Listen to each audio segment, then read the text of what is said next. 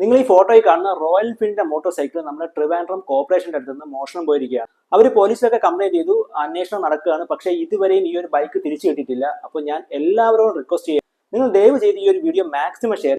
നിങ്ങൾക്ക് എന്തൊക്കെ മീഡിയത്തിൽ ഷെയർ ചെയ്യാൻ പറ്റുമോ ആ മീഡിയത്തിൽ എല്ലാത്തിനും ഷെയർ ചെയ്യും. കാര്യം ചിലപ്പോൾ നിങ്ങളുടെ ഈ ഒരു ഷെയർ ആയിരിക്കും അയാൾക്ക് ആ ബൈക്ക് തിരിച്ചു കിട്ടാൻ വേണ്ടി സഹായിക്കുക. നമുക്കറിയാം, നമ്മൾ ഇതുപോലെ ഒരു ബൈക്കൊക്കെ മേടിക്കാന്ന് പറഞ്ഞാൽ ഒരുപാട് നാൾ സ്വപ്നം കണ്ട് ആഗ്രഹിച്ച് മോഹിച്ചൊക്കെ മേടിച്ചതായിരിക്കും. അത് പോകുമ്പോഴുള്ള വേദന നമുക്ക് പറഞ്ഞറിയിക്കാൻ സാധിക്കില്ല. സോ നമുക്ക് പറ്റുന്ന ഹെൽപ്പ് നമുക്ക് ചെയ്യാം. പിന്നെ ഞാനിവിടെ ഈ ബൈക്കിന്റെ കുറച്ച് ഫോട്ടോസ് ഞാൻ വേറെ വെക്കുന്നുണ്ട്.